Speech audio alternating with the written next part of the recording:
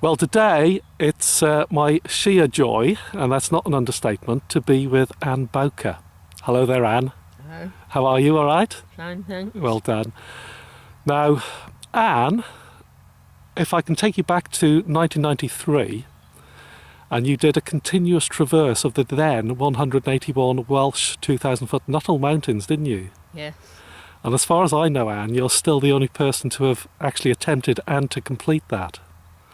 So what I'd like to do today, Ann, is to talk about that continuous walk, which was quite remarkable, really. Now, firstly, when did you first start thinking about doing something like that? After we'd done all the 2,000-foot mountains in Wales and then in England, we finished the English ones in 1982, and just seemed that the Welsh ones were so compact that it would be perfectly possible to do them all in one walk, whereas the English ones would be hopeless because you've got some on Dartmoor. So I made a sort of provisional plan, which wasn't exactly what I kept to in the end, but I worked it out on 35 days, and in the end that's exactly what it took. Now again, go ahead, sorry, Ann. At that time it was impossible for me to have 35 days because I was a working woman. Well, of course, you mentioned completing George Bridges' tables of the English and Welsh 2,000-footers, and that was in 1982. Yeah.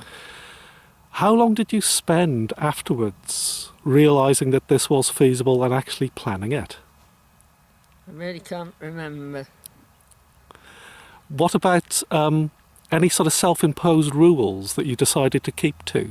Or just not to use any vehicles.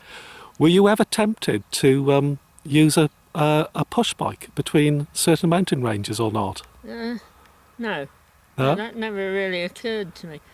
Wales is so hilly, for one thing. I'm not a great cyclist. And no, the whole idea was just to start in South Wales and walk to the north coast. So again, this took place in 1993, so Yes. it's a good 11 years, isn't it, after you completed Bridges' tables? Yeah, well, I was working up till then. So when did you finish working full-time? 91. Was it?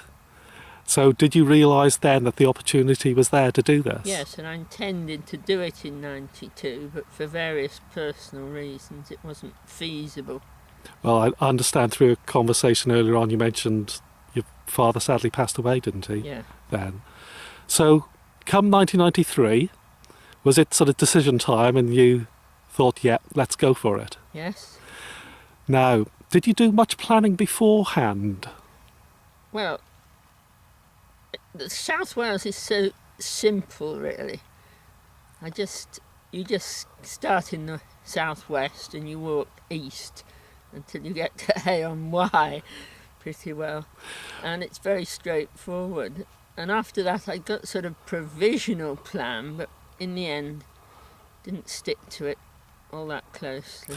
What about, did you go and sort of recce parts of the route beforehand at all or not? Yes, we went to look at the place where in the Berwins, I think it was, you weren't supposed to walk except on certain prescribed paths, and I needed to come off the Berwins, cross the Coll there and go up onto the next ones, and it was supposed to be forbidden. So I went and looked at it, couldn't see any particular obstacles, so I just thought, well, I just have to hope for the best, really. Did you deposit any provisions on the way, so they were there for you when you did the walk? No. Or not? But Roland came halfway through and bought me new provisions, clean clothes, and some fresh waterproofs, which turned out not to be terribly effective. Well, to me, that's one of the remarkable things about the walk itself, Anne, because much of it was just you on your own. And you mentioned your husband, Roland. I believe he dropped you off at the beginning and met you at the end, but he just came to meet you halfway through, didn't he? He did.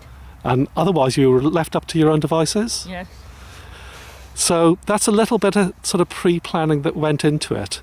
Now, I think part of it, because you were backpacking much of this journey, I think you went down, were you finding places where you could get refillable gas canisters for your cooking stove? But then in the end, one place I failed to get one, but managed to survive on it. So did you have any specific idea, if I take you back to 1982 again, when you first dreamed of this continuous walk, did you know any specific time during the year that you wanted to attempt it? Well, at that time, being a teacher, it would have to have been the height of summer, but even that, the holidays weren't long enough. When it came to the point, spring seemed a lot more attractive. So again, if we shoot you back forward again to 1993, now, you were living in the lakes at that stage? Yes. So you went down with Roland, and you mentioned going down to Neath, Yeah. and that's where the walk started, wasn't it? Yes. On the coast? Well, on the river there. Yes. Is it a tide? Well, it's a tidal river, Yeah. so I reckon that counted as the south coast. So he dropped you off. What time of year was it? You mentioned spring. I think it must have been end of March. Yeah. I know Easter came in quite soon afterwards. Now, the various things that you carried with you, Anne, what were they? I got my free runner tent. It's a one-man tent, although we have managed to squeeze two into it. And sleeping bag. Damn up pyjamas, probably. Sort of thermal pyjamas. And I just had one change of t-shirt and pants and so forth. So it's really... And one of these stoves, Globetrotter stove, that take the tiny gas refills, which you can't get anymore. And that was where I did have a problem at one point getting a refill. But it's nice and light, and it packs into 2 pans. So to a great extent, Anne, the bare essentials, really, wasn't it? Well, yeah. Oh, I did have one luxury, a little radio. Well, I know part of the detail that I know about this route, Anne, because you've written a very, very good, almost a travel log, isn't it? And it was really just my diary. What is the title that you gave it? Across the Dragon's Back. It's a very apt title, absolutely ideal for the walk that you undertook. It's highly recommended. Now, when I'll post this on YouTube, Anne, I'll put a link in the text under the title to your website, because of course you have your own personal website as well, don't you? Yes. And the title of that?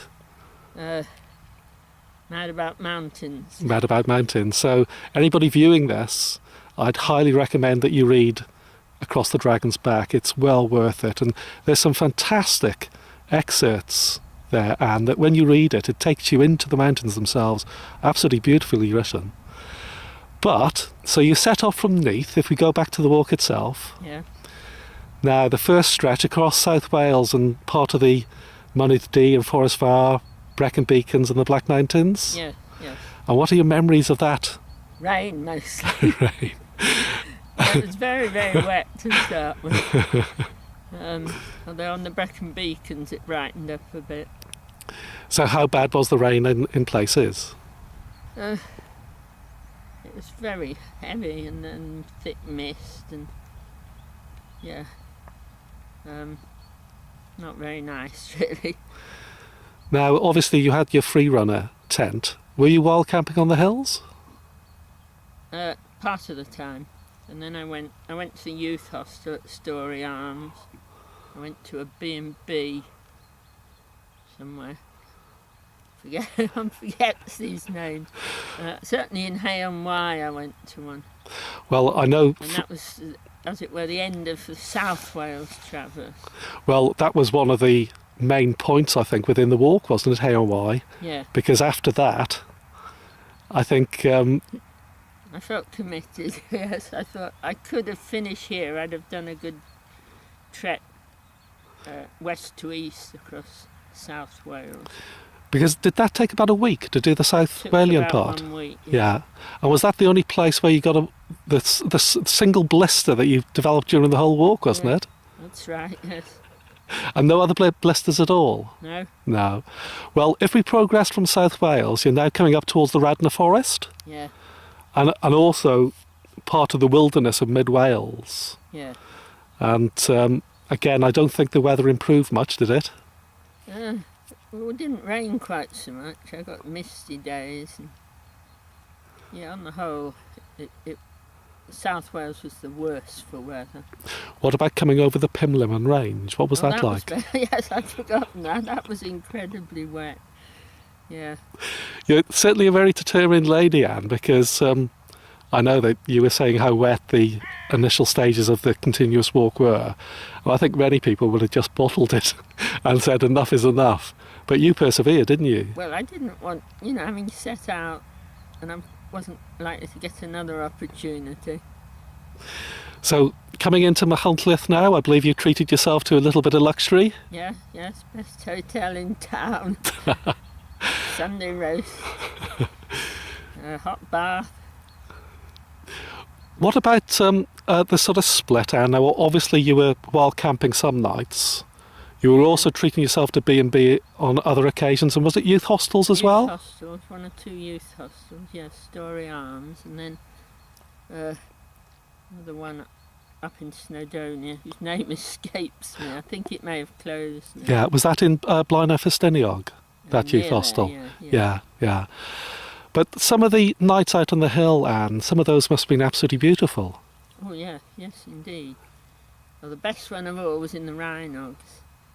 I was camped above the Llyn Hwl. Yeah, Llyn Hwl, yes, at the base of Rhainog Fach. Yes. Yes, yeah. Yes, on a beautiful evening. The weather got better on the whole as I proceeded northwards. I know you mentioned in your write-up, Anne, that it's considered possibly the most beautiful mountain lake in Wales, isn't it? It probably is, yeah. Yeah, it's a beautiful, beautiful area. Well, we've progressed up now through South and Mid Wales. Now, when you continue, you're coming into the area of the Berwyn, you mentioned before, and at that stage, you had access problems getting onto or getting off part of the Arrans, which, of course, with open access now, that is thankfully diminished. Yeah. But some of the day's journeys you were taking, and the mileage you must have been clocking up, and the amount of ascent and the territory that you were covering. It was very rough on the Berwyn, but there was nothing else to do but walk. So there wasn't any point really in stopping early. But those hills, when you come down from the Arrans, and of course going across the high car park, Bulcha Yeah, and that's the place where we went to look for access problems. But in the long run, I didn't really have any. But the territory after that gets pretty rough, doesn't it? Well, the Berwyns are heathery, yeah. But you ploughed on. Now, of course, you had your meeting with Roland. Was it the Milltir Cerrig, I think it's called? Yes, that's right. The high road pass going over from Llangunnig towards Bala. Yeah. And that was the only time during the whole walk, except for the start and the finish, that you met Roland? Yes. He came up the very last hill with me. Yeah. Well, after that, we're now coming in to the Snowdonia National Park, aren't we? Yeah. Around Cada. Yeah. And then progressing up, as you mentioned, over the Rhinogs. And then, would it be the Mulwyns next, around the Blaenau Festiniog area? Yes, where I stayed at that hostel and then had the day without the pack on 3 little hills there. And that, I believe, you almost considered as a day off, really, didn't you? Yes, indeed. Yeah, it was very, very hot. Now, from there, I think you had the delight of parts of the Snowdon Range, didn't you, afterwards? Yeah. And good day out? Well, I went, I think, next to Mulhebog, didn't I? Can't remember now. Mulhebog and the Lanslow Ridge?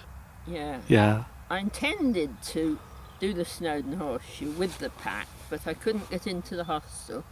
It was May Day. So I just did Ear Arran, which is the outlier of Snowdon. and then went to Snowdon Ranger, and I was able to do the horseshoe with no pack on an absolutely stunningly beautiful day. But a big, big walk, Anne, because you did it from the Snowdon Ranger Youth Hostel, I believe. Yeah. And you sort of went up and over Llywydd and down, and then up and over Crib Goch, and then you took in part of the Morlelio Ridge afterwards, didn't you? Just one. Yeah. It's a big, big walk, Anne. It was a long day. Yeah. But the weather was absolutely perfect. And of course, from there you go over to the Glyderau or the Gliders, Yeah. heading north, very close to finishing the walk now. Yeah. High camped on the Gliders. Very high. Yes. And the mist was in the valley, and it gradually came up and swallowed up the tent. And then next morning it was misty on the top of the Gliders, so navigation was a bit of a problem. And then... Oh, and I had to go down off Glider, down to some pathetic little outlier that happened to squeeze into the Nuttall's table. And then, of course, you're just faced now with the last mountain range, the Cairnedai. Yeah. Now, I can't remember whether it was 2 or 3 days you completed all of those hills, but I think it was actually 2. And your penultimate day was just staggering, because the northern section of that mountain range, you have sort of 2,000 peaks 2,000 foot peaks in the Nuttall's listing that you have to go out and back. Yeah. And you did that on about 2 or 3 separate occasions on the same single day's walk. Yeah. Towards the end. Just incredible. So what about your memories of finishing? Talavan, was it the last hill? Talavan, yes. And Roland came to meet you? He met me on the col below there. We went up in thick mist once again to the summit, and then I walked down to Llanfairfechan. And back down to the coast of the sea? To make sure I'd done the whole sea-to-sea traverse. Well, a remarkable journey, Anne. Did you ever work out the mileage? No. You didn't? Probably a very wise decision. And the ascent must have been quite incredible as well. But 35-day journey, Anne, continuous, without any transportation. Yeah. First time ever. And still the only time for the Nuttall's listing it's ever been done on the Welsh 2,000-foot mountains. So It surprises me, because it's a sort of obvious challenge to me. Well, it is. I know Eric Hardman has done the English equivalent, hasn't he? Which is much harder. It's much harder. You've got to get all the way from Dartmoor up into the Pennines. I know, but your journey, Anne, absolutely remarkable. And it's been an utter pleasure for me today to talk to you about it. And I just hope I can upload about 18 minutes onto YouTube, because that's how long it's gone on for. So, Ann Bowker, absolutely, it's been an absolute delight and been lovely meeting you. So, thanks, Anne. Right, thank you.